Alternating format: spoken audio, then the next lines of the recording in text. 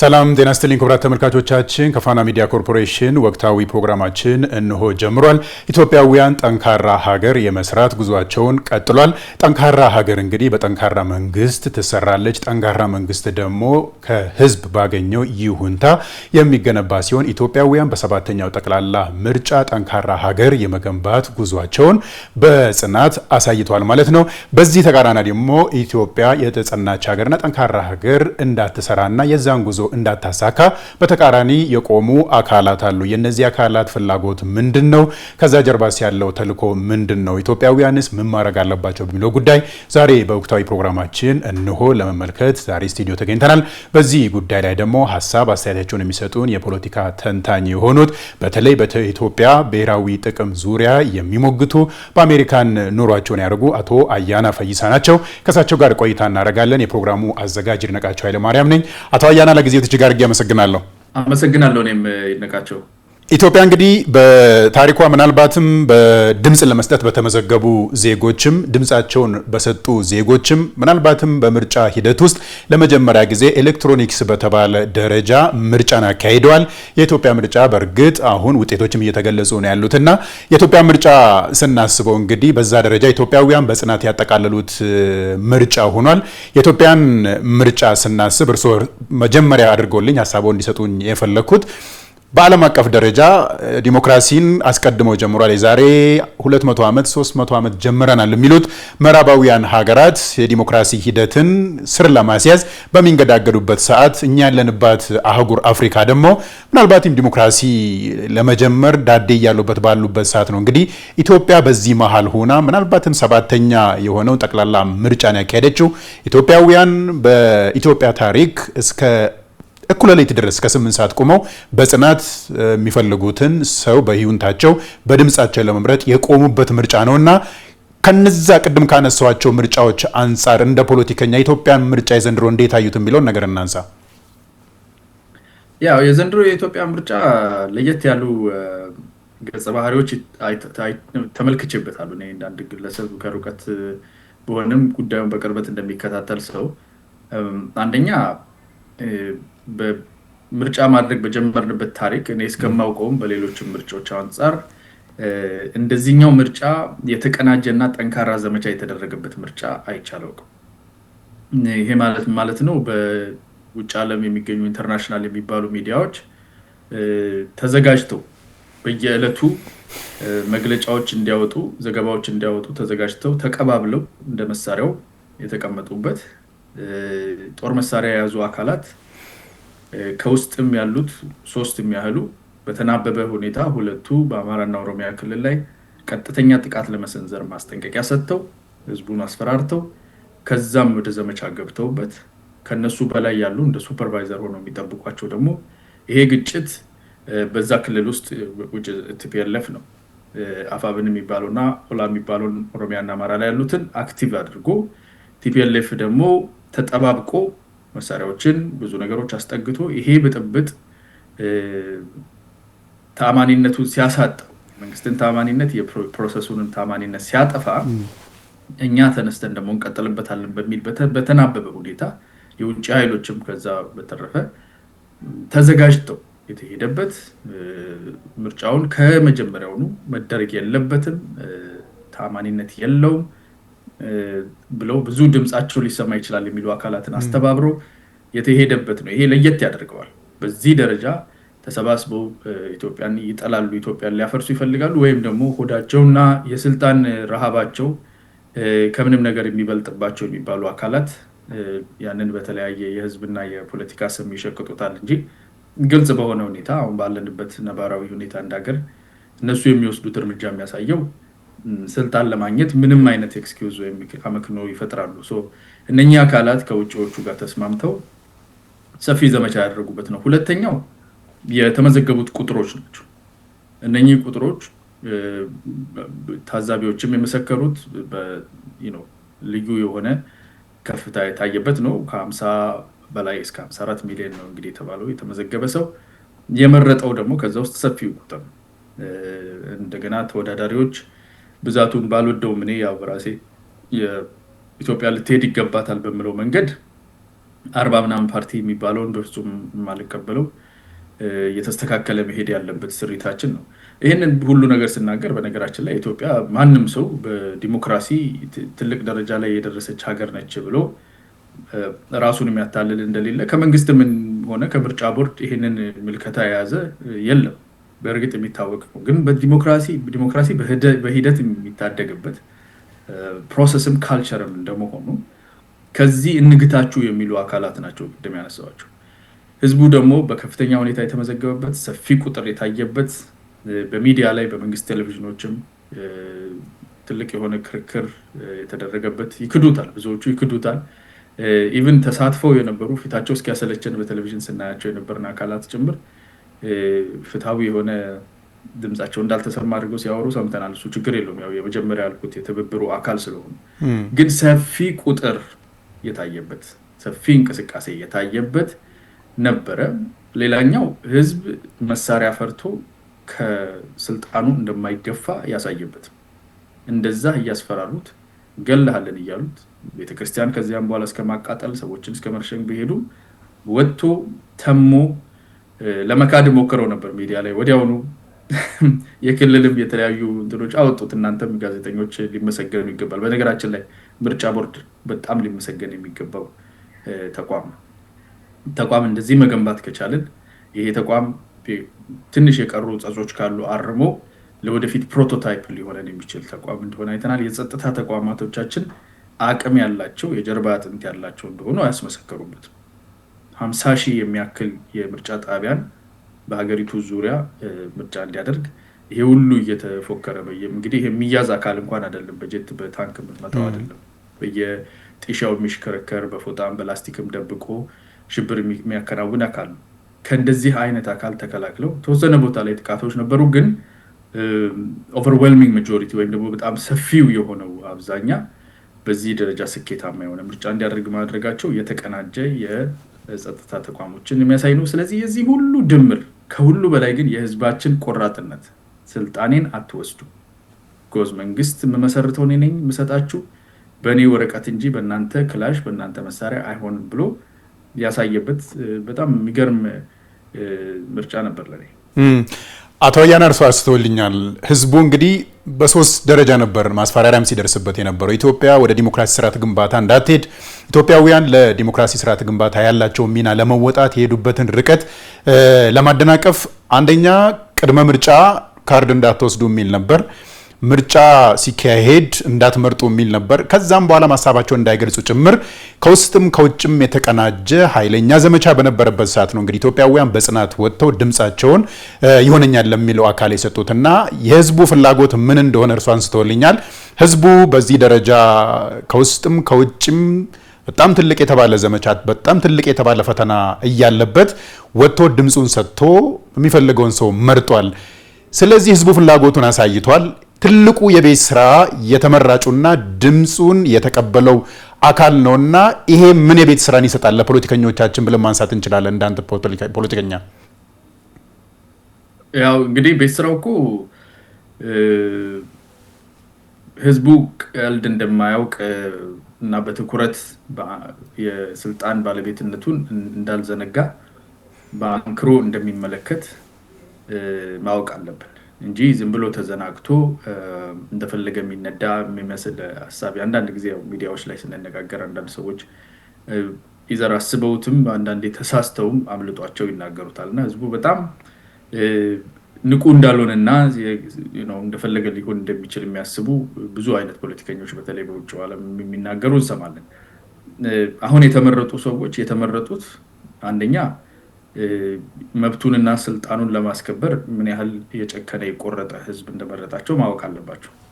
ይሄ ቆራጥነት ለነሱም እንደሚሰራ አሁን ያለው ነባራዊ ሁኔታ ምንም እንኳን ያሉትን ችግሮች አስተዳደር ብልሹነት ላይ ያለ ችግር፣ ሙስና፣ በተለይ ፔቲ ቴፍት ዝም ብሎ የትንንሽ ሌብነቶች ውስጥ ያለውን ችግር፣ የብሔር ተኮር ካሉበት የፖለቲካል ፓርቲና የመንግስታቸው አስተሳሰብ ውጪ የሆነ አሳድረውት የራሳቸው የሚጠቀሙት ከድሮ አእምሯቸው ውስጥ የቀረ ይሄ የብሔር የሃይማኖት ወገንተኝነት ላይ የተመሰረተ ብልሹ የሆነ አሰራር፣ ይህንን ሁሉ የሚታዘብ ህዝብ የመረጣቸው ካለው ችግር ካለው ሁኔታ አንፃር እነሱ ምርጥ ናቸው፣ ይሻሉኛል፣ ያዋጡኛል ብሎ ነው። ስለዚህ ራስን አርሞ አግባብ በሆነ ሁኔታ ቀንና ሌሊት መስራት ይሄ ተኮፈሰ አይ ቲንክ በፕሮቶታይፕም ከላይ ያሳዩአቸው ጠቅላይ ሚኒስትሩ ሁልጊዜ ሲያደርጉት እናያለን። ታች ሆነው መሬት አፈር ነክተው ሲሰሩ በሄዱበት ቦታ ሲተናነሱ ይሄ መኮፈስና ይነጠፍልኝ የሚል መንፈስ አይታይባቸውም። ይህንን ከላይ ያልመጣ ውስጥ ይዘውት የመጡት ከድሮ ሲተላለፍ ይሄ ባህል ያደረግነው አይነት አለ። የሹመት የስልጣን የምናምን ስሜትና አገልጋይ ነው ህዝቡ የመረጠው። ስራ ቅጠረኝ ብላችሁ ተወዳድራችሁን ያሸነፋችሁት የሚያስፈራራውንም ዞር በልብል ማታመጣም ብሎ እናንተን ደግሞ ታገለግላላችሁ ብሎ ነው የመረጠውና በዛ አይነት አክብሮት ለህዝብ የመስራት የሚቀጥለው 5 ዓመት እንደገና ተሯሩጦ አሳይቶ ቀጣሪ አምኖብህ የኮንትራት ማራዘሚያ እንዲያደርግልህ እንጂ አንተ ጌታውና አለቃው እንደሆንክ ተዘባነህ የምትቦጠቦጥበት እንዳልሆነ ያንን ማይንድ ሴት ለእያንዳንዱ ተመራጭ ማስታወስ መረሳትም የሌለበት ዛሬ አስታውሰውት ሐምሌና ነሐሴ ዝናብ አጥቦት የሚሄድ ሳይሆን በየዕለቱ የሚያስታውሱትና የሚያንቀሳቀሳቸው ኃይል ሊሆን ይገባል እላለሁ። አቶ አያና መግቢያ ላይ አንስተውልኛል። ጠንካራ ሀገር በጠንካራ መንግስት ትመራለች፣ በጠንካራ መንግስትም ትሰራለች። ጠንካራ መንግስት ደግሞ በህዝብ ይሁንታ በህዝብ ድምጽ ነው ወደ ስልጣን የሚመጣውና ይሄን ሁሉ ኢትዮጵያውያን ለማረጋገጥ በሩጫ ላይ ናቸው።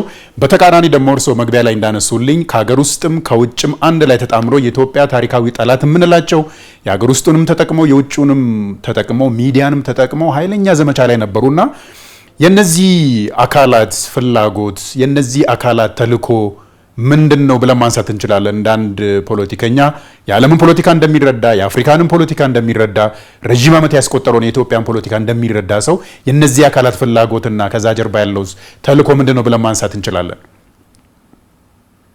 እኔ ከነዚህ አካላት የሚያስፈራኝ አለ፣ የማያስፈራኝ አለ። እኔ እንደ አንድ ኢትዮጵያዊ የማያስፈሩኝ በግልጽ ስራቸውን የሚያውቁት ናቸው። አሁን ሰሞኑን እየተመለከትን ነው ግብጾች አልሲሲ ምን እንደሚያደርጉ፣ ምን ያህል ገንዘብ ተከፍሎበት ምን ያህል እጅ በቅቤ ተቀብቶ ሄደው ትራምፕ አጠገብ መቀመጥና ምን ያህል ኢንቨስት እንዳደርጉበት ያስታውቃል። ለሺህ ዓመታት ኢትዮጵያን ወደፊት እንዳትመጣ የተሰራባት በእነዚህ ኃይሎች ነው። ኢትዮጵያ ታሪካዊ ጠላት የሚባለው ኃይል ማለት ነው። ዝም ብሎ በዋል ፈሰስ አይደለም፣ በብዙ አቅጣጫ ነው። በስነ ልቦናችን ላይ፣ በፖለቲካችን ላይ፣ በማህበራዊ ትስስራችን ላይ፣ በኢኮኖሚያችን ላይ፣ በሁሉ ነገራችን ላይ ካልተሰራ የሚኖሩበት ውሃ የሚመነጭባት ሀገር እንደመሆናችን ሰፊ ባህልና ታሪክ ያለ እንደመሆናችን ቀጠናው ላይ ለነሱ ተወዳዳሪ እንደሆነ ያስባሉ። ፍርሃትም ሆኖ ይሰማቸዋል። አሁን ኮንትሮል ያደረጉት የአረብን ዓለም በእርሻና በኢኮኖሚ እንዴት አስረው ይዘውት እንዳሉ ይታወቃል። ከዚህ መውጫ መንገዱም እኛ እንደሆነ ይታወቃል። ለዛ ብለው ትብታብ ነው የሚያደርጉብን። የዚህ መተብተቢያ ኢትዮጵያን የማሰሪያ ኢትዮጵያ ወደፊት እንዳትሄድ ወደ እንቅልፍ መልሶ የማስገቢያ ከባህር በር ማስቀሪያ ውሃዎቿን እንዳትጠቀም አባይን ገድባ እንዳትጠቀም የማድረጊያ ድህነት ውስጥ የማስቀረት ትርምስምስ የመፍጠሪያ አካል ሆናሉ ብሎ አሜን ብለው ተስማምተው የገቡበት ኢትዮጵያን የሚጠሉ በአፋቸውም የተናገሩ አፈርሳታለሁ የሚሉ እንዲህ አይነት መንፈስ ያላቸው አሉ። አያስፈሩኝም። እነኚህ ምንም ችግር የለብኝ፣ ቀላል ናቸው።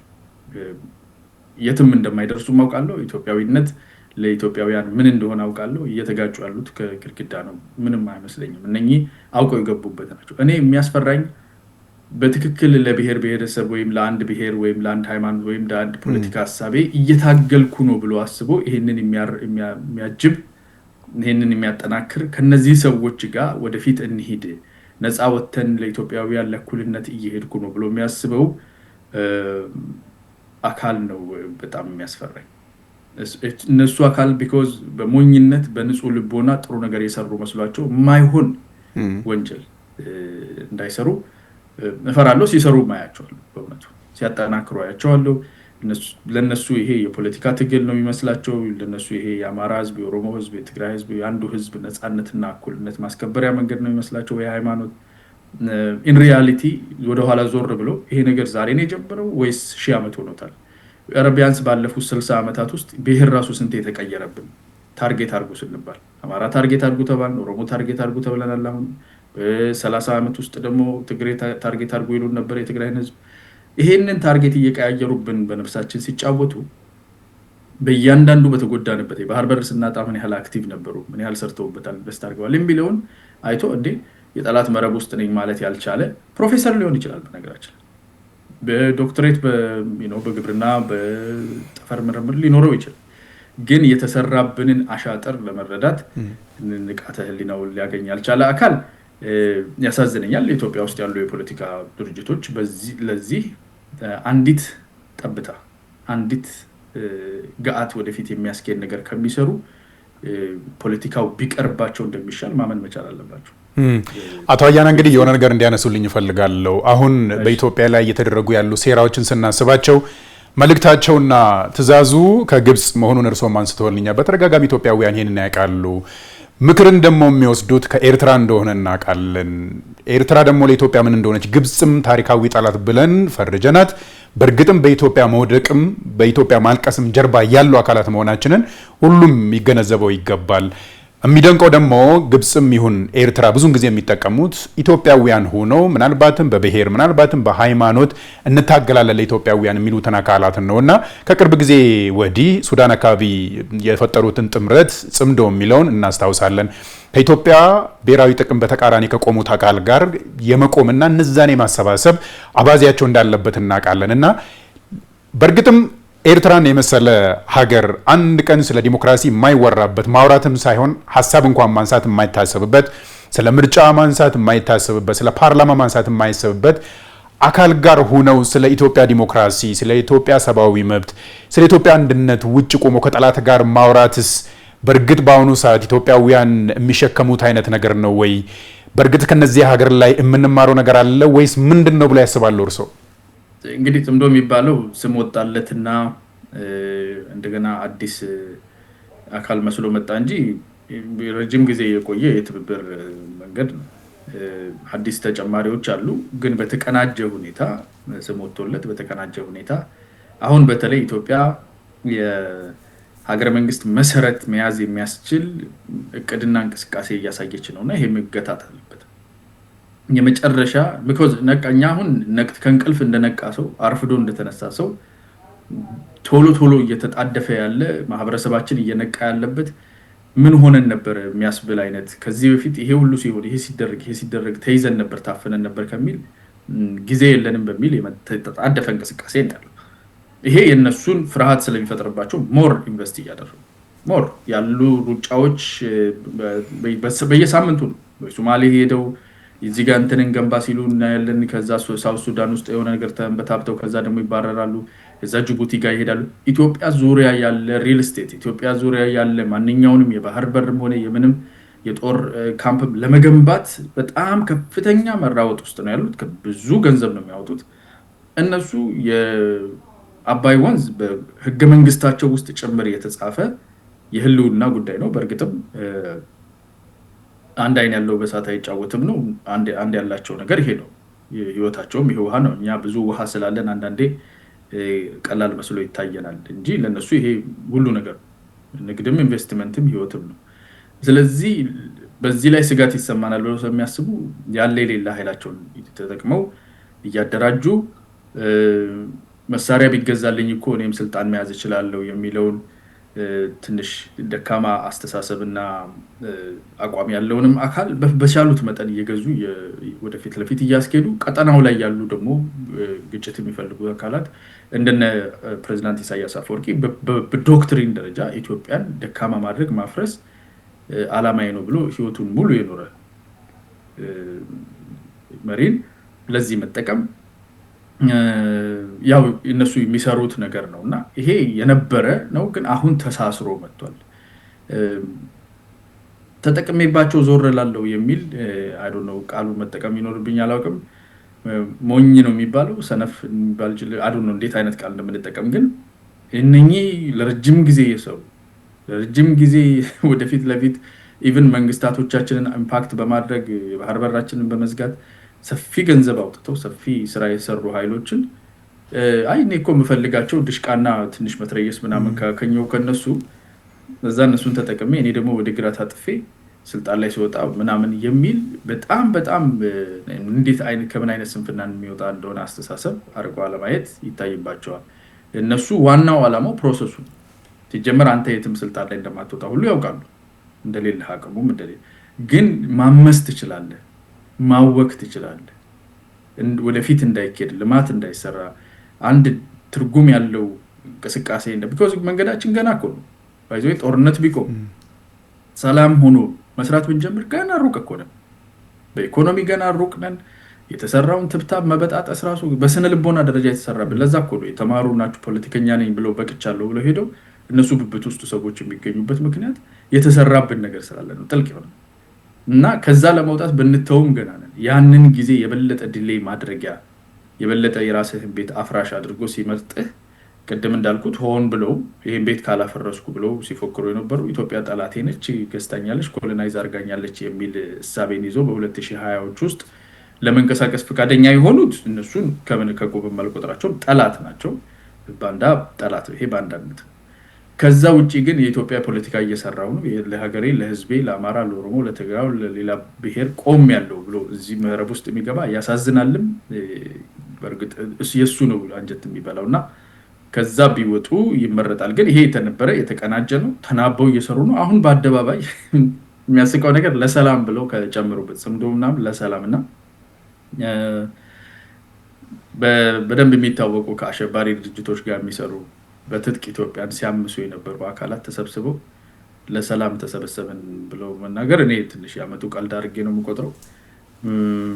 ህዝቡ በሰላም እየኖረ ነው፣ እነሱ ባይኖሩ። በነገራቸው አንዳንዶቹ የህልውና አደጋ አለበት የሚሉት ህዝብ እነሱ ናቸው። የህልውና አደጋዎቹ ራሳቸው ሞታ፣ አለቀ፣ ተጨፈጨፈ የሚለውን ለመስበክ በተለያዩ ሚዲያዎች የነሱ ቃል አቀባዮች ይመጣሉ። ገዳዮቹም ጨራሾቹም እነሱ ናቸው እና አውቀውም ያደርጓሉ። እንዳልኩት እነሱ ጠላቶች ናቸው። የኢትዮጵያ ህዝብ እድልም አይሰጣቸውም፣ ሰራዊትም እድል አይሰጣቸውም። ግን ደግሞ እዛ ውስጥ ተታሎ የገባ ተታልያለሁ ላለ ማለት እኔ እኮ አዋቂ ነኝ፣ እኔ እኮ የዚችኛዋ ፓርቲ እንትን ነኝ ምናምን የሚል ኢጎ ወጥሮት እንጂ እዚህ ሰፊ ለረጅም ጊዜ ኢትዮጵያ ላይ የተሰራ መረብ ውስጥ ፖለቲካ ሰራለሁ ብሎ የማይሆን ቦታ የገባ አካል አለ። እሱ ሆፕፉሊ ይነቃና ይወጣል። ቢኮዝ ይሄ ሀገሩን ለማጥፋት አቶ አያና ይሄንን ነገር እንዲያጠቃልሉኝ የምፈልገው እንግዲህ እነዚህ አካላት ኢትዮጵያ በመውደቋ ዘመንም ነበሩ፣ ለኢትዮጵያ መውደቅም ምክንያት ነበሩ።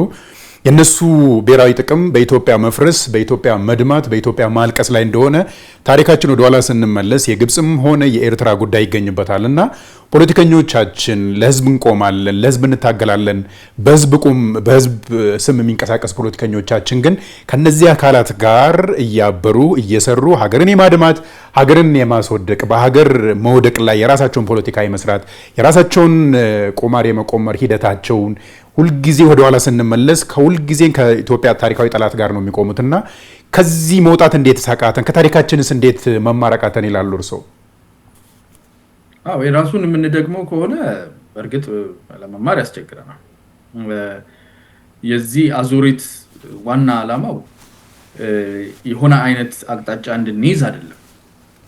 ማለት ይህንን ርዕዮተ ዓለም ከመከተል ከኮሚኒዝም የኢኮኖሚው ርዕዮተ ዓለም ወደ ካፒታሊዝም እንድንመጣ ወይም ደግሞ ሊበራላይዝድ እንድንሆን ወደ ቀኝ ዘመም አገራችን እንድትመራ በግራ ዘመም እንድትመራ በብሔረሰቦች እኩልነት በማልታይ ናሽናል ማልታይ ኤትኒክ ፌደራሊዝም እንድንመራ ወይስ እንደዚህ እንድንሆን አይደለም። ከሁለት እንደዚህ እንድንወስድ አይደለም። ይሄ ቢሆን ኖሮ ወደ አንደኛው ሄደን እንገላገለው ነበር፣ ወደዛ ያደርሰንም ነበር። ይሄ ግፊያ ያለው ጫና ወደዚህና ወደዛ እንድንሄድ በፖለቲካ አስተዳደር መንገድ ላይ አንዱን አማራጭ እንድንወስድ ወይም ደግሞ አንዳንድ የተጨቆኑ ህዝቦች ወይም ዲስአድቫንቴጅድ ማርጂናላይዝድ የሆነ ወደ መሃል መጥቶ እድሉን እንዲያስከብር አይደለም። ዓላማው እንደ ሀገር ወደኋላ እንድንቀር።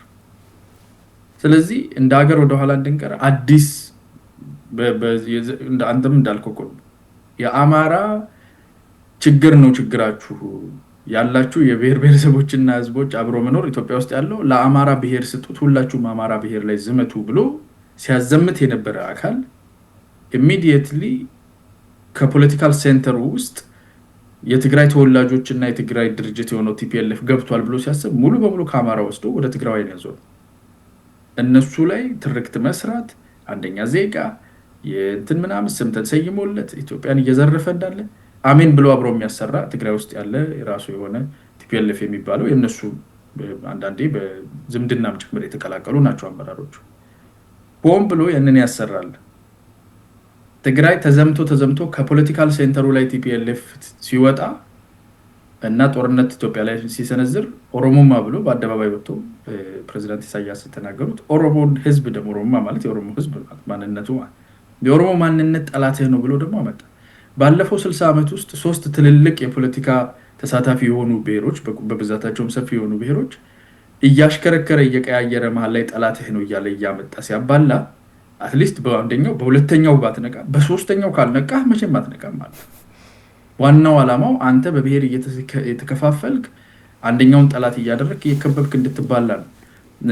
ስለዚህ ይሄን ዓላማ መረዳት ባይናው ያልቻለ ሰው የራሱ ምኞት፣ የራሱ ፍላጎት፣ የራሱ የስልጣን ጥም ወይም ደግሞ አውቄዋለሁ ብሎ የሚያስበውን ነገር ትንሽ ዞር አድርጎ ይሄ ነገር ነው ወይስ አይደለም ብሎ መፈተን በብርሃን ላይ ማየት የማይችል ሰው ነው። እነዚህ ሰዎች ከፖለቲካ ብቻ ሳይሆን ትልልቅ መሽነሪን ባያንቀሳቀሱ እመርጣለሁ፣ ለህዝብ ጉዳት ያደርሳሉ። አሁን ካነሱልኝ የተረዳሁት እንግዲህ ሁልጊዜ ከግብጽ የሚላኩ ተልእኮዎችን በመቀበል ከኤርትራ የሚሰጡ ምክሮችን በመቀበል ኢትዮጵያ ላይ ሰላም መጣ ከተባለ የሚያጡት ነገር እንዳለ የሚረዱ አካላትን ከሚሰበስቡና ከሚያስታጥቁ የፖለቲካ ተልእኮም የሌላ የጥፋት ተልእኮም ከሚሰጡና ከሚቀበሉ አካላት አንዱ ህወሓት በተለይ በደብረጽዮን የሚመራው ቡድን እንደሆነ እርሱ አንስተውልኛል። በተለይ እንግዲህ ከሰሜኑ ጦርነት በኋላ የትግራይ ህዝብም የትግራይ ክልልም በፕሪቶሪያ ስምምነት የተሻለ ሰላም ልክ እንደ ሌሎች ወንድም እህቶች ልክ እንደ ሌሎች ክልሎች መልማት የጀመረ ክልል ነበር። ከዛም በኋላ ግን በደብረጽዮን የሚመራው ቡድን ያደረገውን ነገር እናያለን። የፕሪቶሪያ ስምምነት በአብዛኛውን በተለይ የፌዴራል መንግስቱ ጋር ተያይዞ የነበረውን ግንኙነት የሰበረ የሰክሴሽን ኦፍ ሆስቲሊቲ የሚባለው ምናልባት የጦርነትን የአፈሙዝን እነሱን ጋብ የማድረግ ሂደትን ያነሱ የፌዴራል ተቋማትን እስከ ማፍረስ የደረሰ ጊዜያዊ መንግስትን ድረስ እስከ ማፍረስና መፈንቅለ መንግስት እስካደረሰ የሄደ ትልቅ ግሩፕ መሆኑን ወይም ደግሞ ቡድን መሆኑን እናነሳለን። አሁን ደግሞ ለጦርነት እየተዘጋጀ እንደሆነ ወጣቶችን እያፈሰ አሁንም ለሌላ ጦርነት እየጋበዘና እያሰለጠነ መሆኑን እያየን ነውና ይሄ ነገር በተለይ የትግራይ ህዝብን የጦር ቀብድ የስልጣናቸው ቀብድ ማድረግ የትግራይ ወጣትን መያዣ ማድረግና መንቀሳቀስ የስልጣን ማደላደሪያ ማድረግ እስከ መቼ ነው ብሎ ያነሳሉ። ይሄንን ባህሪ እንዴት ይገልጹታል እርሶ? ይሄ ባህሪ አይ ቲንክ ራስን ምንድነው ዝንጀሮ በልጅነቱ የዘለለውን ገደል ዘላለሁ ሲል በሽምግልናው የሚሞተው እንደዛ ነው የሚባል ቀልድ ነገር ተረት ነገርም አለ።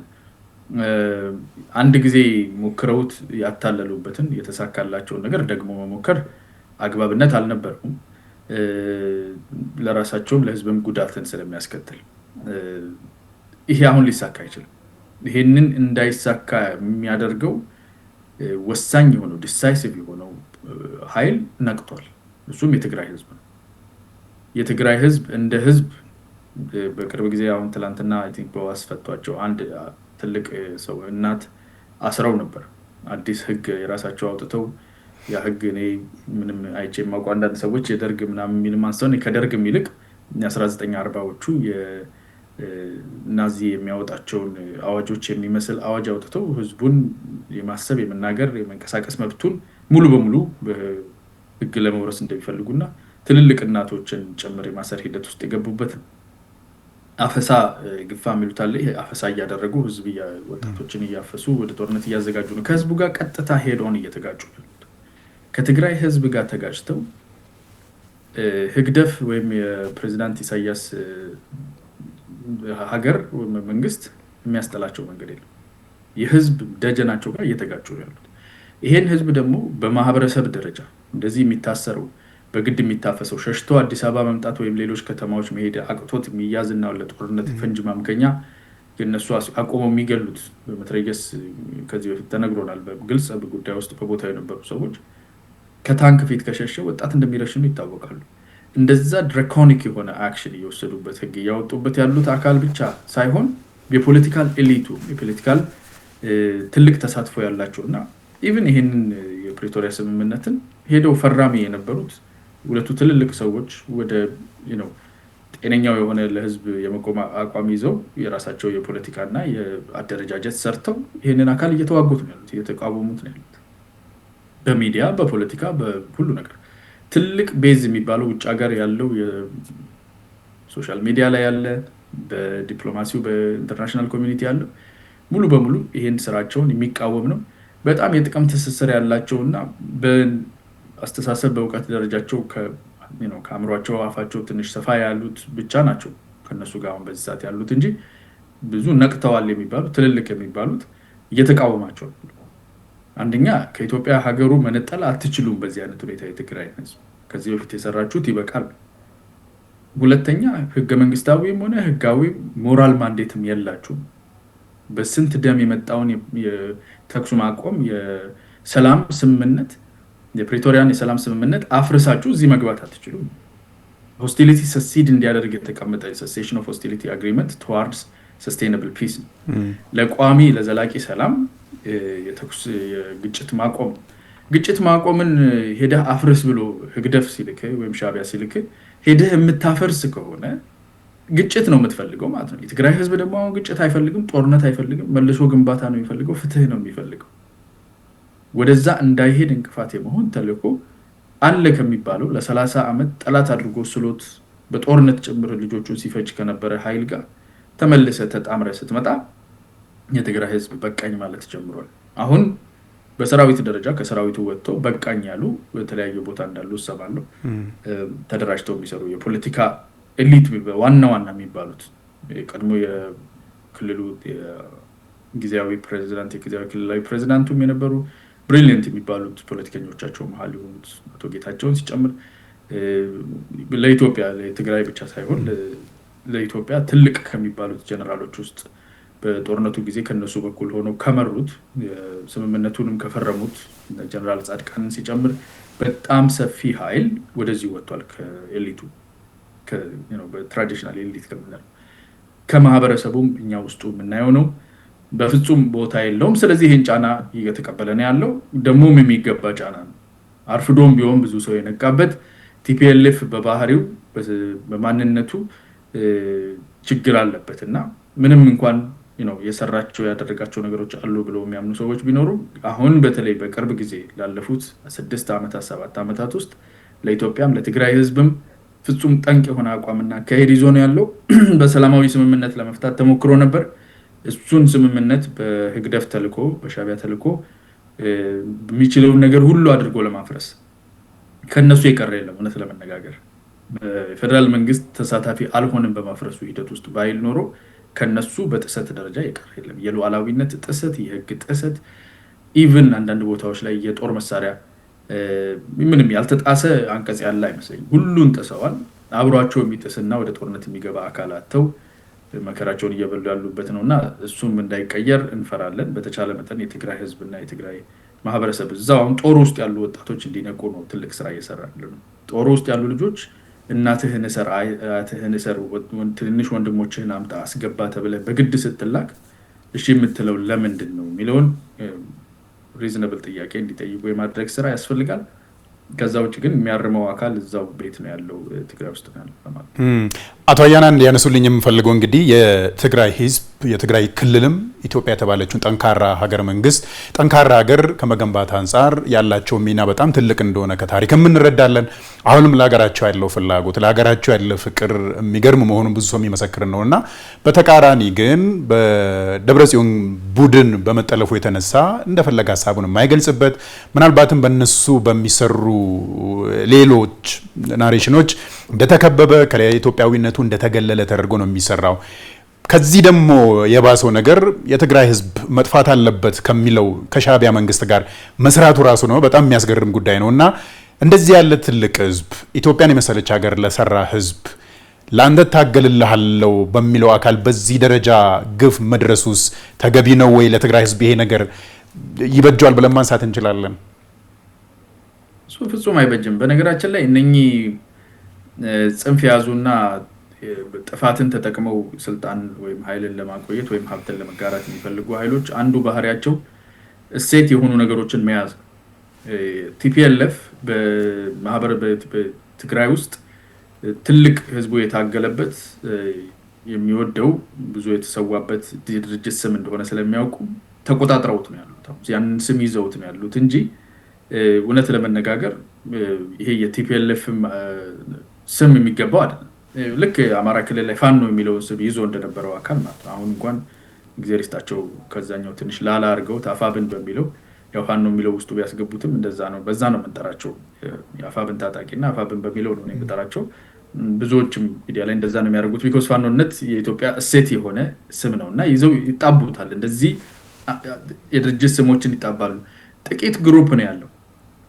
ይሄ ግሩፕ አመራርን ስልጣንን ተቆጣጥሮ የትግራይንም የቲፒኤልኤፍንም የታጣቂውን ኃይልም የኢትዮጵያንም እጣ ፈንታ እኔ ካልወሰንኩ ሞቼ የለውኝ የሚል አካል በእብሪት የተወጠረ በፍጹም ሁሉን ነገር ማድረግ የሚችል የሚመስለው አካል ነው እና ይሄ አካል ኦፍ ኮርስ ድርጅቱን ሴንተር ስለተቆጣጠረ ድርጅቱ ውስጥ ያሉትን አካላት እምቢ የሚሉትን በግድ የጨመቀ በቅርብ ጊዜ እንኳን ከማዕከላዊ ኮሚቴ ያባረራቸው ሰዎች አሉ። እንደዚህ እያደረገ የተቆጣጠረ ጥቂት ጀነራሎችን ስቦ አስገብቶ የፖለቲካል ሰርክል ውስጥ ኖርማሊ ጀነራሎቹ ሰራዊት መሆን የነበረባቸው ናቸው።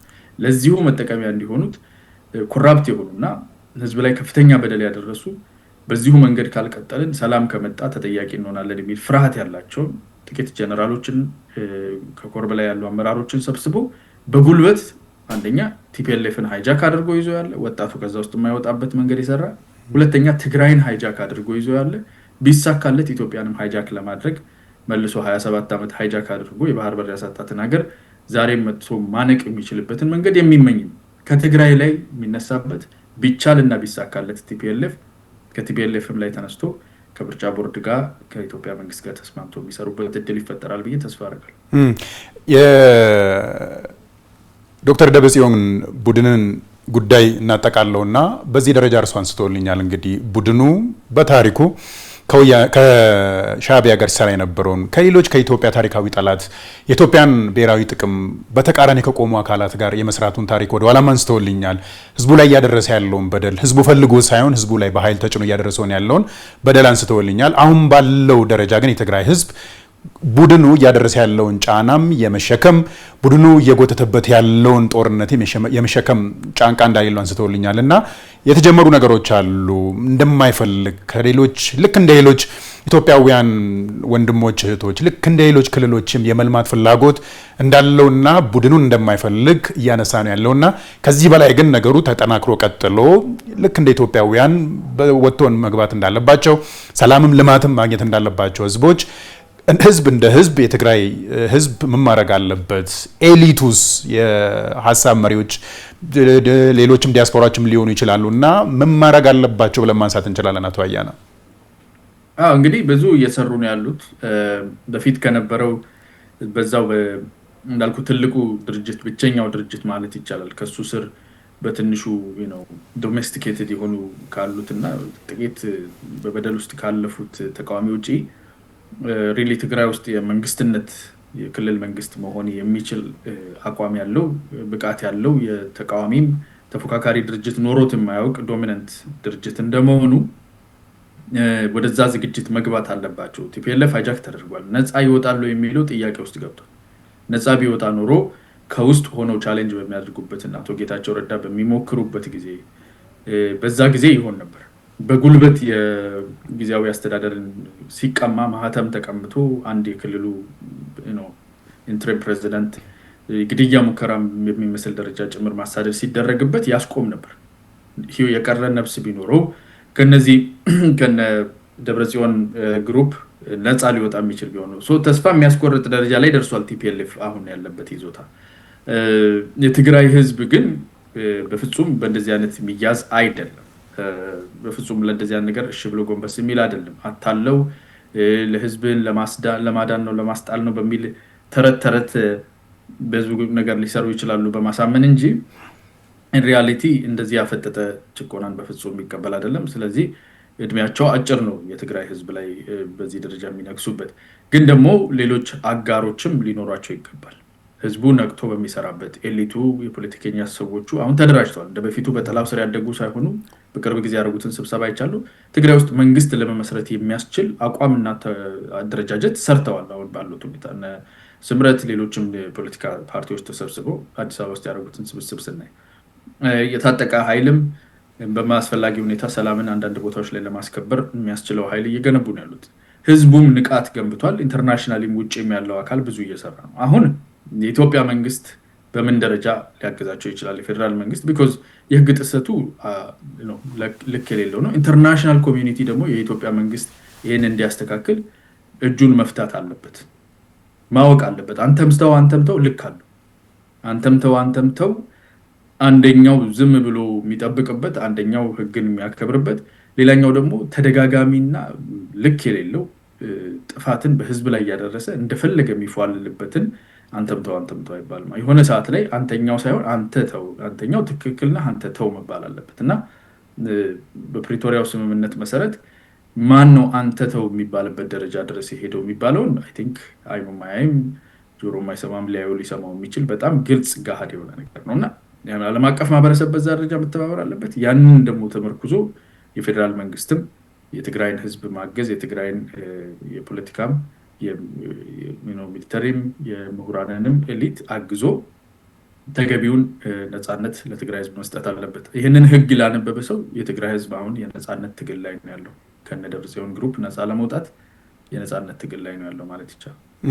በዚህ ጉዳይ ላይ መጨረሻ ጥያቄ ላድርግሎት አቶ አያና፣ እነዚህ ሁሉ ድምራቸውን ስናይ እንግዲህ የግብፅንም ተልእኮ እናያለን፣ የሻዕቢያንም ተልእኮ እናያለን እና ኢትዮጵያ ደግሞ ሌላ ጉዞ ላይ ነው ያለችው። ጠንካራ ሀገር የመገንባት የጸናች ሀገር የመገንባት በዲሞክራሲ ስርዓት የሰረጸባት የተጠናከረች ሀገር ለመገንባት እየተካሄደ ያለውን ጉዞ የማሰናከል መንገድ እንደሆነ ሁሉንም እንረዳለን። ከመጀመሪያ ጀምሮ ከእርሶ ጋርም ስናወራ ያነሳናቸው ጉዳዮች አሉና እነዚህ ሁሉ እንግዲህ ከኢትዮጵያውያን ብሔራዊ ጥቅም ተቃራኒ የቆሙ አካላትና አካሄዶች ናቸውና ከዚህ አንጻር የትግራይን ህዝብ ምን ማድረግ አለበት የሚለውን አነሳን እንጂ በአጠቃላይ አሁን ያየናቸውን ጉዳዮች ጠቅልለን ስናያቸው ከኢትዮጵያውያን ምን ይጠበቃል? ኢትዮጵያውያንስ እንዴት ከኢትዮጵያ ብሔራዊ ጥቅም በተቃራኒ ከቆሙት አካል በተቃራኒ እንዴት መቆም አለብን? እነሱንስ እንዴት ማጠናከር አለብን? በተለይ ደግሞ ውስጣችንን አጠናክረን እነዚህ ሰዎች ሊበትኑን ነው የመጡት። የጸናች ሀገር ጠንካራ ሀገር እንዳንገነባ ነው ከፊት ለፊታችን የቆሙትና እንደ ሀገር እንደ ህዝብ ምን ማድረግ አለብን ይላሉ መጨረሻ ላይ? ኢትዮጵያ እንግዲህ አሁን ያለንበት ሁኔታ ይሄ ጋሻና መዶሻ ነው የምለው እኔ። በአንድ እየመከትን በአንዱ እየገነባን ነው የምንሄደው። እናንተ መክታችሁ እስክትጨርሱ እንዳትገነቡ የሚሉን አዛኝ ቅቤ አንጓቾች አሉ። እነሱን ጥሩ አይን አላያቸውም እኔ። ምክንያቱም ቢዚ እናደርጋቸዋለን። ያልተማረ ብዙ ያልተገነባ ስነ ልቦና ያለውን ውጭም ያለም ውስጥም ያለ አካል አነሳስተን መሳሪያም ሰተን ምንም ሰተን ሀሳብ የተሳሳተ ነገር ሰተን እኛ ስንረብሻችሁ እዚህም እዛም የሆነች ነገር ጠዋ እያደረገ የሆነ ነገር የሆነ ቦታ ጥፋት ባይዘው ይቀላል። ጦጣ ክብሪት የምትለኩስ ጦጣ ነበረች፣ ትንሽዬ ጦጣ ክብሪት ለኩሳ በደቦ ሰፈር ሰው ወጥቶ በደረቅ ሳር የገነባውን ሳር ቤት የሚያምር ጎጆ ቤት አንዲት ጦጣ ክብሪት ለኩሳ ልታነደው ትችላለች። አንዲት ጦጣ ግን የሳር ቤት ለመስራት ምናልባት ክርስቶስ ተመልሶ የመጣ 2000 ዓመት በሰጣት አትገነባው። ስለዚህ ክብሪት አስይዘው እሳት ሊለኩሱ የሚችሉ በደቦ ተባብረን የምንገነባውን ያንን የሚያምር የሳር ቤት ሊያቃጥሉ የሚችሉ ኃይሎችን ልከው እዛ ጋር የነደደችው አንሳር እዚህ ጋር ያለውን አጥፉ፣ ሌላ ጎጆ ቤት ለምን ትገነባላችሁ? ለምን ደቦ ውስጥ ትገባላችሁ? ይሄው እኮ ጦጥ የተለኮሰች ነው የሚሉ አንደኛ በአንደኛው እጅ በጋሻው ይሄ የሚለኮሰውን እሳት እየደመደም እያጠፋን እንዳይለኮስ ደግሞ እርጥበት እየረጨን ጦጣ እንደፈለገች እንዳታደርግ ወደፊት መሄድ ነው። ሌላኛው መዶሻ ነው። ሌላ ሞር መገንባት አለብን። ገና ነው የጀመርነው። ገንብተን ገና የትም አልደረስንም። ገና ከራስን በምግብ ሉዓላዊን መሸፈን አልቻልንም። ገና ነን። እንደኛ አይነት ሀገር እንደኛ የተባረከ እንደኛ እግዚአብሔር ሙሉ እጁን ከፍቶ የሰጠው ሀገር ማለት ነው። ከህዝብ ቁጥር አላጎደለብን፣ ምናችንም የጎደለብን የለ። ከውሃ አልጎደለ፣ ከማዕድን አልጎደለብን፣ ከጂኦሎኬሽን አልጎደለ፣ ከምንም የጎደለብን የለ። ሁሉን ከፍቶ የሰጠን እየተራብን ነው። ይሄ እንግዲህ ምትሃት አይደለም። ኦፍኮርስ ምትሃቱንም ይሞክራሉ፣ ጥንቆላቸውም እንዳለ ነው። ግን ትልቁ ምትሃት የተሰራው አእምሯችን ላይ የጋራ ሀገር መገንባት ላይ ስለሆነ በአንድ እጅ በጋሻ እየመከትን በመዶሻ እየገነባን ወደፊት የምንሄድበት ሀገር ነውና አቁሙና የኛውን አድርጉ የሚሉን አንዳንዶቹ ያው ቅድም ካልኩ የሚያስፈሩኝ ከሞኝነት ከነሆለልነት እዚህ ውስጥ የራሳቸው ምኞት ገፍቶ ያስገባቸው ለስሙ ምሁራን አንዳንዶቹ ስሙንም የሌላቸው ናቸው። ሌላኛዎቹ ግን ሆን ብለው እቺን ሀገር ወደኋላ ማስቀረት ማፍረስ ነው የምንፈልገው የሚል የጠላትን ዓላማ ጆይን ያደረጉ እኩይ የሆነ አቋም ያላቸው ናቸው። አናቆምም። ይህንን መንገድ መሄድ አለብን። ኢትዮጵያውያን ድርሻችን ማወቅ ሀገር የሚያፈርስ ኢትዮጵያን ህዝብ የሚያተረማመስ በዘር በሃይማኖት በብሔር በምን ከፋፍሎ ሊያጋጭ ሊያጣላ የሚፈልግ ጦርነት የሚቀሰቅስ የፖለቲካ አካሄዳችን በጉልበት እንዲሆን የሚፈልግ አካል አውቆም ሆነ ተሳስቶ እዚህ ኢትዮጵያ ላይ ለሺህ ዓመታት የተሰራው ኋላ የማስቀረት የማድሄት የማስራብ ዘመቻ አካል ሆኗል። ከዚህ ተለይተን መሄድ አለብን። ቅድም መጀመሪያ ላይ ወደ ነካነው ስመለስ የኢትዮጵያ ህዝብ ንቃተ ህሊናው እኛ እንደምንለው እንዳሉና በጣም ጠንካራ ሰፊ እንደሆነ የጋራ ኮሌክቲቭ የሆነ ኢንተለጀንሱ ሰፊ እንደሆነ የታየበት ወደዛ አቅጣጫ ለመሄድ በዛ መንገድ ለመትመም ፍቃደኛ እንዳልሆነና ፊቱን ወደ ዲሞክራሲ ወደ ህጋዊ የስልጣን ዝውውር ወደ ትክክለኛው አማራጭ ወደ አብሮነት እንዳዞረ የሚያሳይ ነው ያሁኑ ምርጫ። አቶ አያና ለጊዜዎት ስለሰጡን ጊዜ እጅግ አድርገን እናመሰግናለን። ተመልካቾች በወቅታዊ ፕሮግራማችን እንግዲህ በተለይ ኢትዮጵያውያን በሀገረ መንግስት ግንባታ ላይ ቀጥሎ ነው ያሉት። የሀገረ መንግስት ግንባታን ብቻም ሳይሆን የጸናች ሀገር፣ ሰላማዊ የተጠበቀ ሀገር የመስራት ጉዞ ላይ ነው ያሉት። በተቃራኒ የቆሙን ደግሞ ኢትዮጵያ የጠነከረችና የጸናች እንዳይሆን የሚያደርጉ አካላት አሉና የነዚህ ሰዎችስ መጨረሻ ምንድን ነው የሚሆነው? ኢትዮጵያውያንስ ምን ማድረግ አለባቸው በሚለው ጉዳይ ዛሬ ተወያይተናል። በዚህ ጉዳይ ላይ ሀሳብ አስተያየታችሁን የሰጡን ደግሞ የፖለቲካ ተንታኙ አቶ አያና ፈይሳ ነበሩ። የፕሮግራሙ አዘጋጅ ይድነቃቸው ኃይለማርያም ነኝ። ጤና ይስጥልኝ።